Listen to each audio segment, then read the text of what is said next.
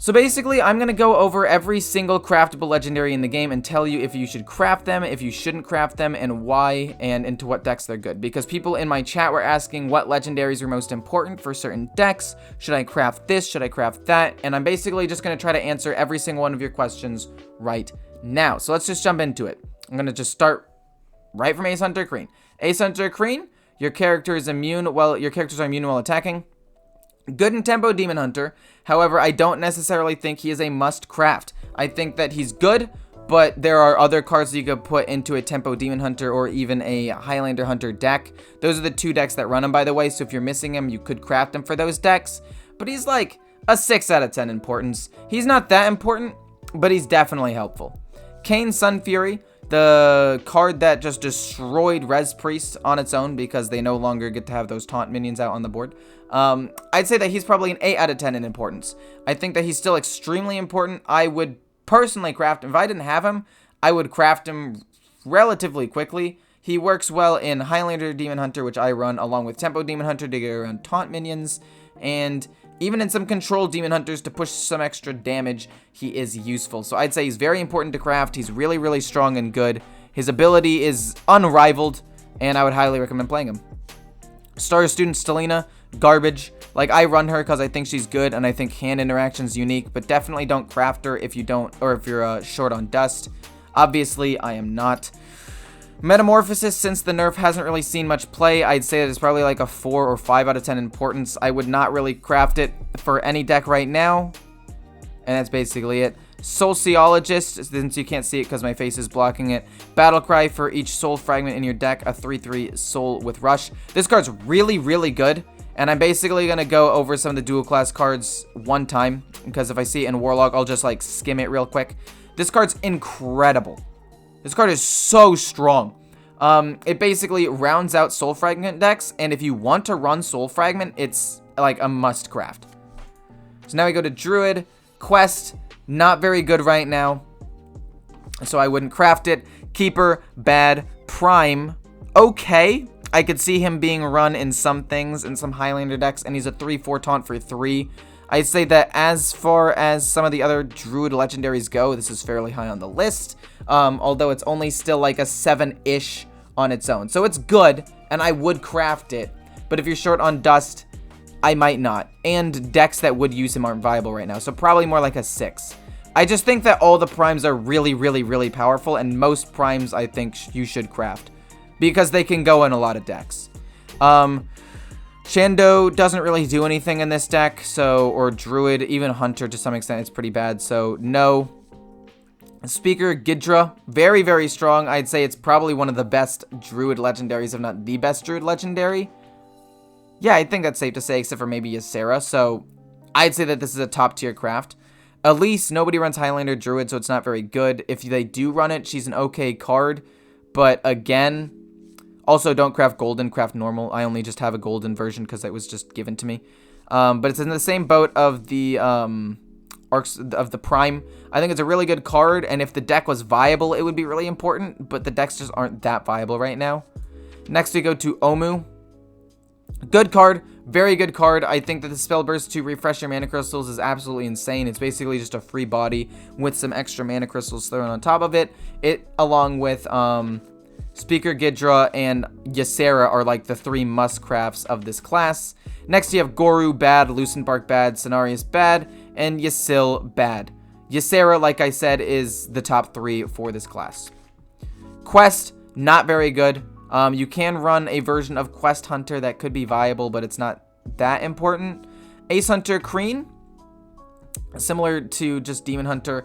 He's like a 6 or a 7. He's good, and if you have him, he's nice to put in decks, but he's not necessarily needed. There are a lot of other good 3-drops in the game. Even if you want to just run the like Frozen Shadow Weaver that freezes a minion or freezes the opponent or whatever, so you don't have to take damage, that can be a viable replacement. Professor Slate, I wanted him to be good, but he's not, so skip him. Shandu's bad, as I said. Zixer is basically a must-craft. He's like used in almost every single Hunter deck. I'd say he's a 9, borderline 10 in terms of importance. Just if you don't have him and you want to play Hunter, craft him. Even some Face Hunter decks I know run him because he's that good, and the 2-4 rush and the potential for late game is really, really powerful. Dragon Hunter uses him, Highlander Hunter uses him, and most Hunter versions use him. Dragonbane is in a similar boat. It's used all the time by Face and Tempo and Dragon.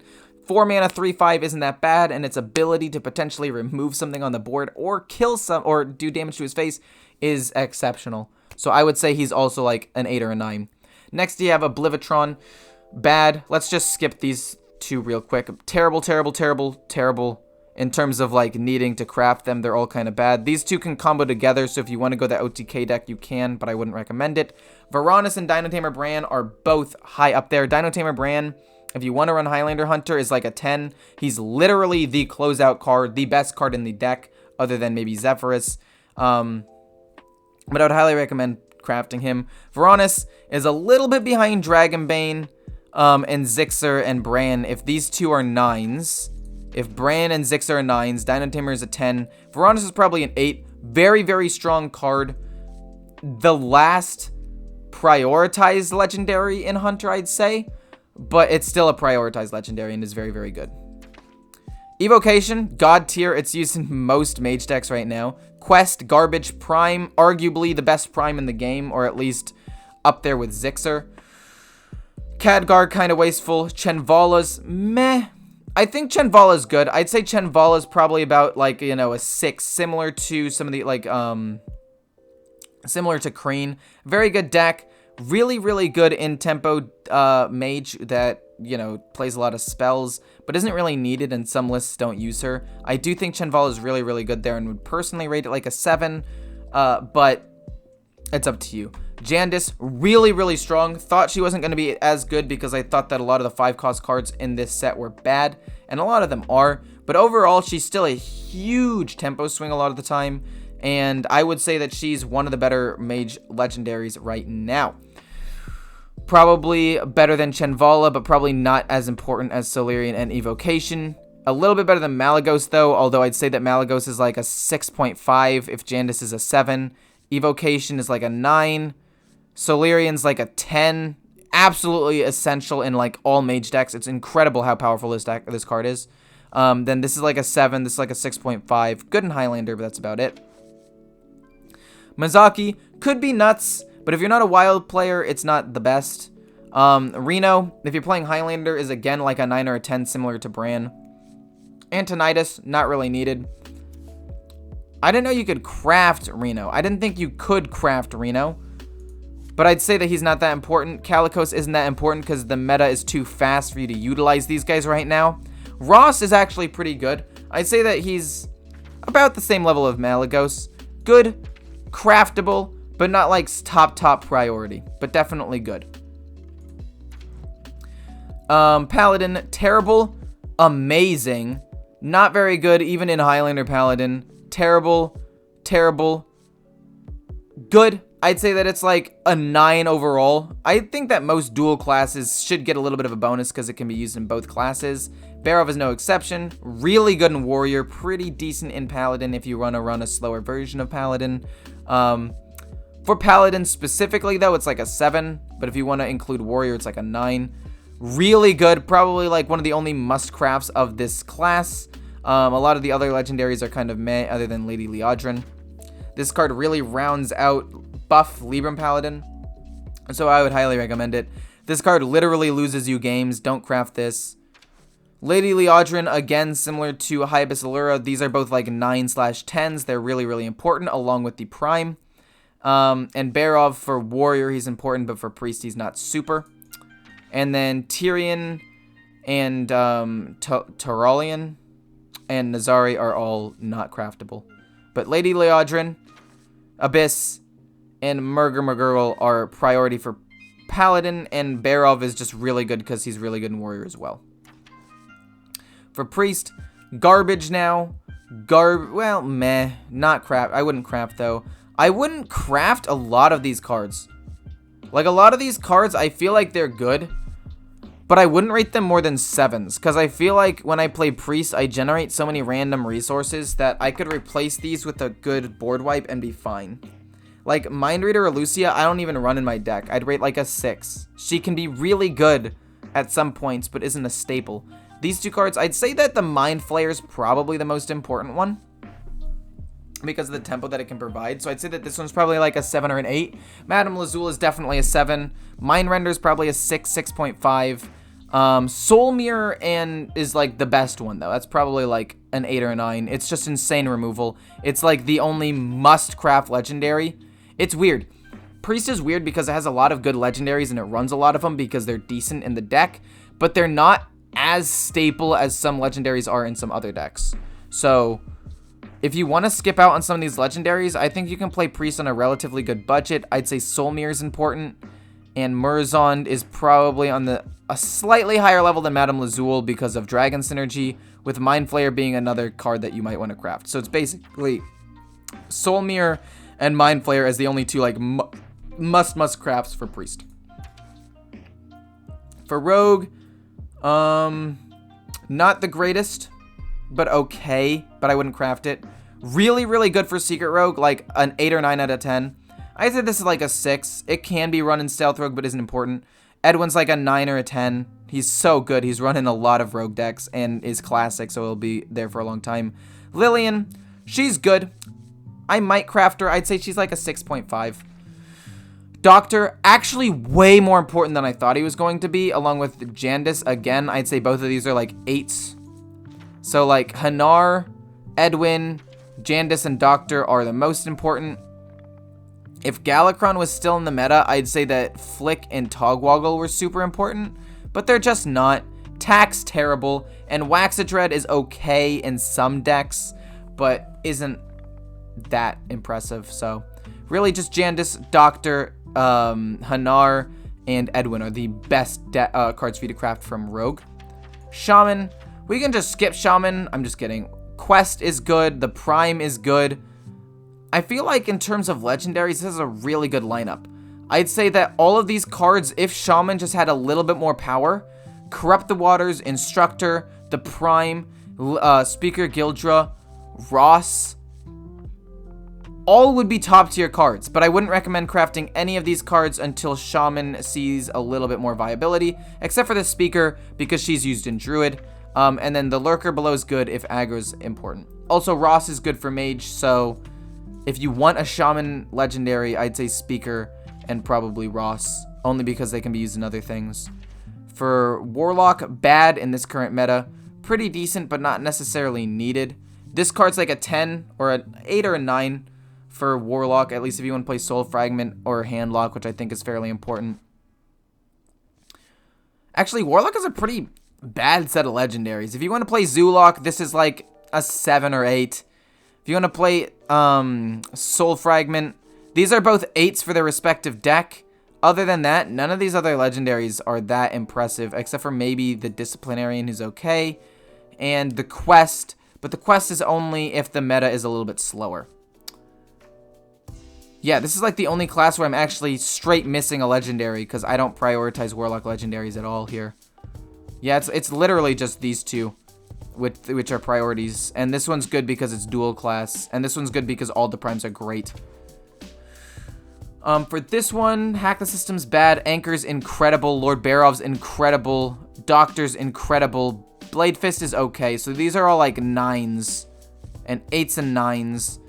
The Prime is like a 7. Blastmaster Boom is like it's a 10 if you're running Bomb Warrior. He's like your biggest win condition. Deathwing, it's like a 7. Grommash is like a 6 unless you are going in Rage Warrior, in which case he's a 7. Deathwing's good, but can be replaced by Brawl if absolutely needed. So overall, it's like 9, 9, 7 or 8, 8, 10, 7, and like 6 or 7 here. Warrior has a lot of good legendaries. And now let's go to the neutrals, several of which I don't have. Like, these cards are craftable. I'd say that they're 6s. They're good in some decks, but they're not necessarily like staples in any of them. In fact, on some of the decks, you can just replace Thalnos with the Kobold Geomancer, the 2-mana 2/2 spell damage, and it's a valuable replacement. Sphere, I think is a really good card that is underrated, but does not really see that much play for some reason. Zephyrus is a 10 out of 10. Opens up Highlander decks for you. He's the best card in the game, in my opinion. Highly would recommend. Bad. Could be okay. Bad. Well, no, actually, Varagoth can be good in some combo decks. I'd say he's actually like a 6, but he was given for free, right? Am I dumb? Well, anyway, if he wasn't given to you for free, I'd say he's like a 6. He's potentially craftable. Same with Terran if you're going like Egg Warrior, if that's still viable. Lore Keeper, however, is one of the first neutrals that is actually fairly important, at least for several different decks. I'd say he's like a 7 on his own. And I would recommend crafting him potentially. I personally hate this card. I don't think it's very good. Maiev is surprisingly underplayed. I think she's like a 6. I feel like you can play her, but she just doesn't make the cut a lot of the time, so she's probably like a 5, actually, now that I think about it, so I wouldn't recommend it. Sky General's good in some quest decks, so if you're running quests, I'd say he's like a 6 or 7. Terrible now. It was good back when, like, Shutterwalk was a thing. Captain Greenskin's like a 5. He's okay, but he's not the greatest. He's definitely viable, though. Actually, I'd say that he's like a 6 or 7 at the end of the day, because there are a lot of decks that can at least utilize him. I think that because of the Doctor, he's nerfed a little bit, but the fact that he's a classic and is neutral makes him a little bit more flexible, so I would say he's probably about a 6. Not super important, but you can craft him. Harrison Jones is good weapon removal. I'd say he's like a 6 or 7. I say that he's played in a decent amount of decks, and there are ways that you can give your opponents weapons and kill them off for extra draw. And if there wasn't the Kobold Sticky Fingers, he'd be a good weapon removal to replace that, which is nice. Headmaster Kel'Thuzad is probably like a 6. Good. Can be really board swingy, but not like the most important card in the game. Vectis, it's like a 4. You don't need him. Not really needed, not really needed. Kronks with Galakron, he's like a 10, up there with Zephyrus. He blows open those matchups. Terrible.